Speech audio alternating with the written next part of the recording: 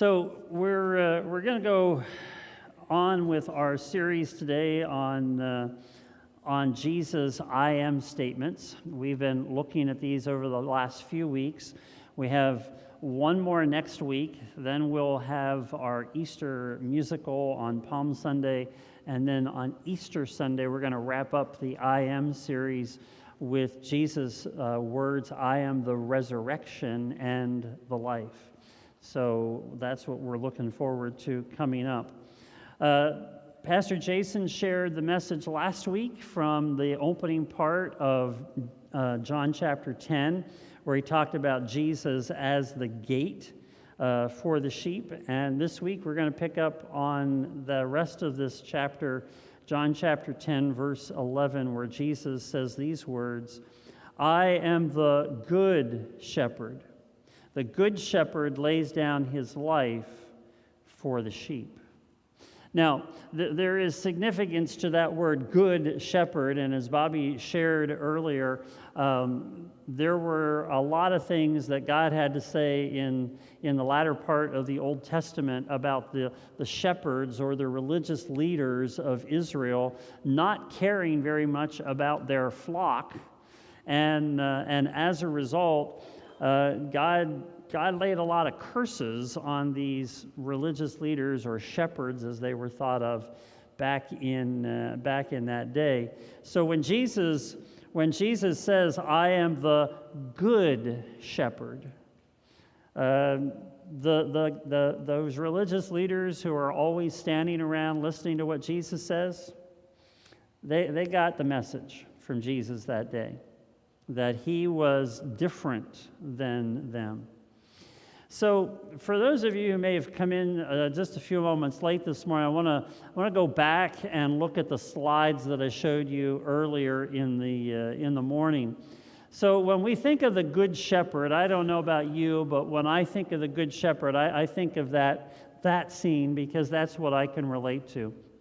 Green pastures, fences. You know, the worst thing about a fence and a sheep is that sheep get held back when there's a fence. When we were in England a few years ago, we were up in the Highlands where they just let the sheep roam everywhere. And when I say everywhere, I mean you're just driving along and go around a corner and all of a sudden there's a whole flock of sheep. But they were just everywhere. They just dotted all of the green grass everywhere. But that's what sheep should be able to do. They should be able to go and do that fun stuff. But we like to keep them, fenced in. And, in a lot of ways, sometimes we like the security of the fence. And I think what Jesus wants to do is to knock down the fence and say to the sheep, go, get out there. But that's another sermon for another day. But this is one of these challenges when we read Scripture, is that we interpret the Scripture from our perspective, from our experience. And so when we put this other slide up that has this picture of this wasteland, what we would just consider an uninhabitable space, this is what Jesus was talking about when he's talking about sheep and shepherds. This is the land, this is the Holy Land, which, by the way, if you want to see this face-to-face, Pastor Jason is taking a trip to the Holy Land next February, and he'd be glad to have you go along with him. There's brochures out at the Welcome Center. Just want to slide that in there just as a little side. But shepherding in Israel looks a whole lot different from what you and I are used to. Because, like I said, the other day I drove by sheep. They're inside of a fence. There's no shepherd around. But shepherds were essential in Israel at this time. And they were essential because they needed to lead the sheep to where there was grass to graze upon. And that reminds us of just how truly dependent we need to be on our good shepherd. Because the Lord wants to lead us to the grass. The Lord wants to lead us to a place of nourishment. And you know, if the grass is that sparse as it is in this picture, we could sort of relate to that in our own lives today, that we can't just assume that there's always going to be a big green pasture full of grass, so we just put our head down. We all know from our own personal experience that some days it's harder to find grass to nourish ourselves on than other days. And that's why we need a good shepherd who, after we nibble a little bit here, says, okay, let's go on. Let's move over this way because here's some more grass to eat. You have a good shepherd who cares about you, and he will provide for you. You just have to be willing to let him lead you. And when I think of a shepherd, I always just naturally think of Psalm 23 because it just, you know, it starts off by that great word, the Lord is my shepherd. And so I thought what we'd do this morning is we would actually kick things off here by reading Psalm 23 together. And you can either find it in your sermon note that's in your bulletin, you can actually read it up here on the screen. And I just want to say something before we start reading. I don't know about you, but a lot of times when I read things, I read quickly. Okay? I forget that there are periods and semicolons and all those other things. Okay? There's a reason people put a period in a sentence. Why? Because they want us to stop. Okay? Because if we stop, we'll think about what we just read. Where there's a semicolon, we at least pause, right? Okay? So, after my little English lesson there, let's read Psalm 23. Okay? The Lord is my shepherd, I shall not want. He makes me lie down in green pastures. He leads me beside still waters. He restores my soul. He leads me in right paths for his name's sake. Even though I walk through the darkest valley, I will fear no evil, for you are with me. Your rod and your staff, they comfort me. You prepare a table before me in the presence of my enemies. You anoint my head with oil. My cup overflows. Surely goodness and mercy will follow me all the days of my life, and I shall dwell in the house of the Lord my whole life long. Did you find comfort in reading those words? I mean, just think about it. When you read those words, there is the assurance that God knows our needs. God knows the needs that you have in your life today, and God will provide for your needs. You read this, and you also have the knowledge that we're not alone. We're not alone. No matter how dark the valley may seem around us, we are not left in a valley, but we are promised someone who is going to walk through the valley with us. And I think best of all, the reminder at the end that because we are the children of God, we always have a place in God's house. So that's the image, I think, of the Good Shepherd that most of us carry with us. I think we cling to it because oftentimes when we find ourselves grieving the loss of a person, we hear these words at a funeral, and they provide us comfort. And sometimes when somebody, a loved one or friend is in the hospital, we may read the words of the 23rd Psalm to them, and it provides encouragement. It provides an assurance. And sometimes we just read the 23rd Psalm because we need that familiarity of that psalm that reminds us the Lord is my shepherd. The Lord is my shepherd. Let's try this once. Would you join me? Say this: the Lord is my shepherd, but instead of the word "my," throw your name in there. okay? So the Lord is George's shepherd, okay? You do it with me this time. Don't say your name's George, because I know that there aren't any George. Well, there is a George back there. There's one other, but he goes by Tom. So let's try this. The Lord is George's shepherd. It's amazing. Every time I do this, people smile. I mean, it's amazing. You're all sitting there like this, and then when you got done saying that, you all had a smile on your face.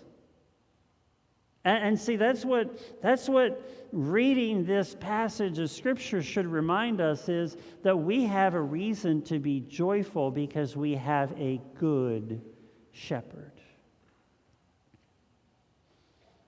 So let's go back to Jesus' statement when he says, I am the good shepherd. Again, remember, Jesus is sort of contrasting himself with these religious leaders who were only really caring about themselves, their needs. They didn't really care about the people. They wanted to have the people, adore them and do all these wonderful things, but they were supposed to be caring for the sheep. And God had a lot of challenging words for those shepherds of that day. But more than anything else, when you hear this sentence, I am the good shepherd, and the good shepherd lays down his life for the sheep, I don't want you to just know who Jesus is, but I want you to know who Jesus' number one priority is. And that's you. You and you and you and you and you and you, and yes, even you. So do me a favor. Look at a person nearest you this morning and tell them you are Jesus' priority. Go ahead, do that.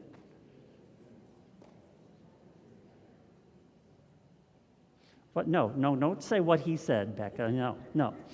You have to say, you, Bobby, are Jesus' number one priority, okay? See, I catch a lot of things up here that you all think I don't see. Okay? I'm like the teacher who would be standing at the chalkboard doing this and tell you, I see you back there. See, I know what you're doing. No, if you forget everything else we've talked about today, do not forget this, that you are Jesus' number one priority. You are Jesus' number one priority. The Good Shepherd cares first and foremost about his sheep. He knows his sheep by name. He is willing to lay down his life. That literally is Jesus foreshadowing what he is about to do, and that is to go to the cross and die on our behalf. Jesus even contrasts it here in this passage in John chapter 10 when he talks about the thief who wants to kill, who wants to come and steal, kill, and destroy. And he talks about the hireling, this guy that gets hired but has no real interest in the sheep, just that he wants to take care of himself and get paid at the end of the week kind of thing. And so Jesus is like, I'm not like some thief that's going to come and steal. He said, I've come to give you life. And I'm not just some hireling who's going to run away when danger appears. That's not Jesus. Jesus is willing to literally lay down his life for you because you are his priority. Now, Luke reminds us of another shepherd story that Jesus told, this one in Luke chapter 15. You know that there are three stories that are tied together there. The story of the lost sheep, the lost coin, and the lost sons, or what we often refer to as the parable of the prodigal son. But there's actually two sons in that story that the story is about. But here's the other thing. When you read Luke chapter 15, it begins with a comment at the beginning to tell us that Jesus is talking to the Pharisees who are standing around listening. And this passage in Luke 15 about caring for lost things, this is where Jesus is, again, challenging the religious leaders of the day. You guys are not shepherding people the way you're supposed to. So in Luke chapter 15, we know this story. We've probably heard it before. Jesus is talking about the fact that there is a shepherd who is missing one of 100 sheep. Okay? If you have a test with 100 questions on it and you miss one, okay, you still get an A, right? Yeah.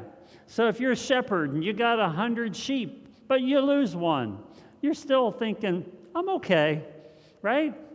It would be sort of like if I gave you 99 pennies. You'd be, okay, I'm content with 99 pennies. Because y'all know that you walk out here in this parking lot, I can guarantee you that you will find a penny somewhere. And then you can have $1, you know. You'll feel rich because you have $1, right? But anyway, Jesus says, you know, the shepherd in this parable, he's not really concerned about the 99. He's like, y'all stay out here and keep eating. I'm going to find the one that's missing. See, that's Jesus' heart. Jesus' heart is for every sheep, and especially for the sheep that are lost.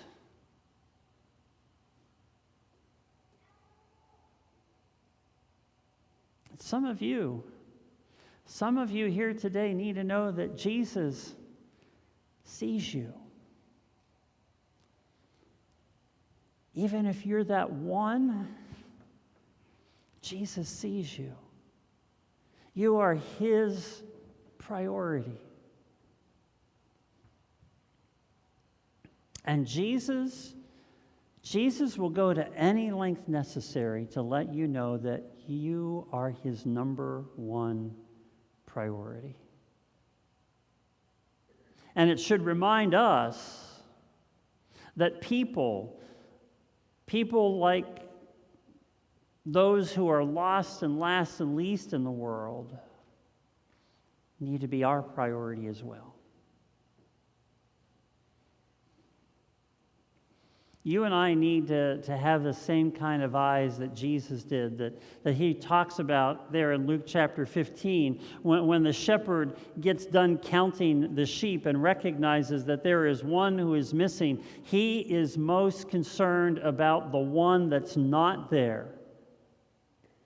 He's not so concerned about the 99 who are all there. He's concerned about the one who isn't. Matthew, one of Jesus' disciples, remember the tax collector Matthew? He was one of the last and the least and the lost. I mean, yeah, he had lots of money because he stole lots of money when he was taking taxes and things like that. But he was last. He was lost. Most people figured that he was the least in that community. But Jesus saw him. And Matthew recognized that Jesus would always see those who were like sheep without a shepherd. That's why when Matthew decided to write an account of Jesus' life, he wrote this in Matthew chapter 9, verse 36. He said, when Jesus saw the crowds, he had compassion on them because they were confused and helpless like sheep without a shepherd. See, the good shepherd sees the sheep without a shepherd, and he has compassion on them. Now, let's remember something about compassion. Compassion isn't saying, oh my. Compassion is having our heart stirred to the point that it moves us to act. And that's exactly what Jesus did. His compassion for the last and the least and the lost moved him to action.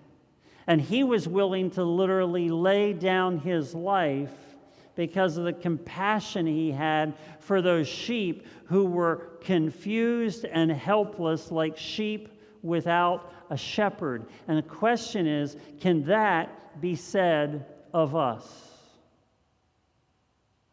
Can that be said of us? That we are filled with the same kind of compassion for others, the same kind of compassion that Jesus had, the kind of compassion that makes us not think about ourselves first. So this past Thursday, I went into the sheet store, and I picked up a drink for my wife, and I'm standing there at the counter, and there's a young man standing at the counter. He's got some food sitting there, and I can just sort of tell by his demeanor, and I can tell by his look that he's not from around here. He's probably a recent immigrant to our country. He's young enough that I figured he was on his way to school, and the food that was sitting there I figured was probably what he was going to eat for his breakfast or his lunch.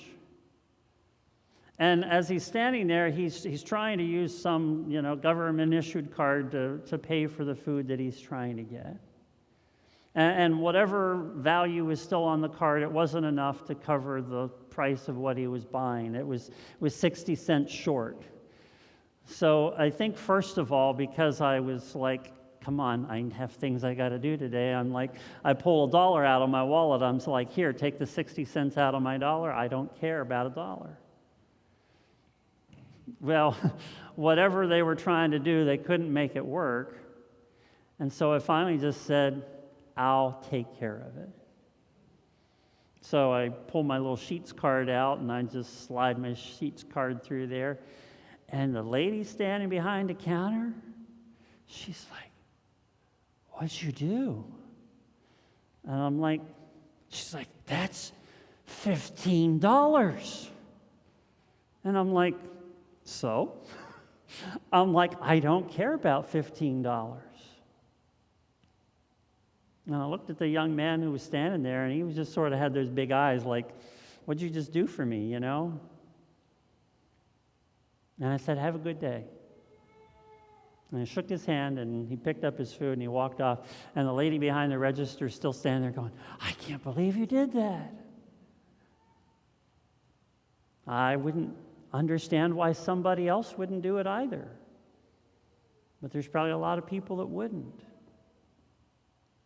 But why did I do it? I'm not telling you that I did it because I want you to go, oh, that was so nice of you. I want you to recognize that every day you have an opportunity to open your eyes and be like Jesus and see the last and the least and the lost, and recognize that you have the opportunity to be like Jesus, to be a good shepherd, to care for the sheep. But for some of us, we'd rather just lay $1 on the counter. I mean, $1 we're not going to miss, but $15?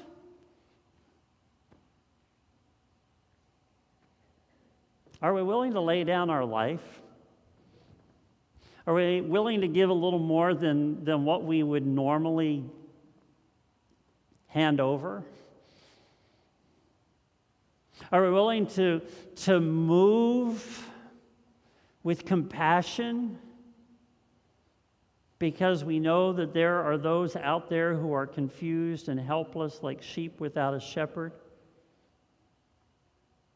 Are we willing to make other people who don't have a shepherd like Jesus in their life our priority? Folks, there are plenty of opportunities that you and I have every day to give of yourself and to give of your time and to give of your resources. I mean, if you need to find out what they are, just ask. But I tell you, our Raise reading program, Tuesday nights, we always need help. Our Lambs ministry, it always needs somebody to help. There are so many people that need that kind of assistance. I've loved to see the number of people increasing every time I go to NutriPack to work from our congregation. It does me good to walk in and recognize that I could have a church service because there are so many of them there. And they're there because I think they understand that they've been called to give their life. And so a lot of them are there week in and week out packing bags of food for people that need assistance during the week.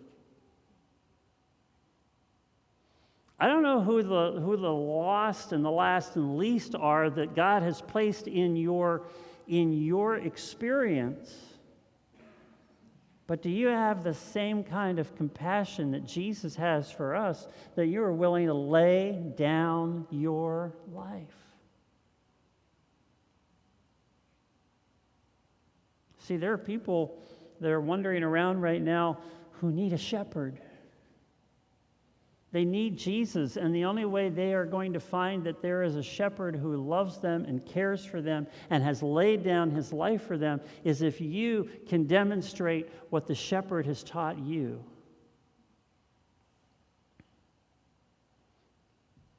Jesus is our good shepherd. We all know this. We know that if there is a need in our life, no matter the size, we know that Jesus will provide all that we need. And we know that we have a good shepherd who will always help us when we need rest and refreshment to take us to a place where we can find rest for our soul. We have a good shepherd who knows that we need direction for our daily life, and he is willing to lead us in the right direction. We have a good shepherd who is willing to walk with us through the darkest valley to remind us that we are not alone no matter what we are facing, and will not leave us in the valley, but will take us through the valley.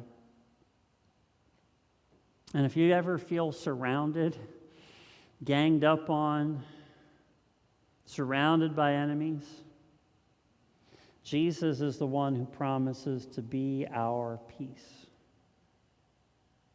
That's our good shepherd. That's Jesus.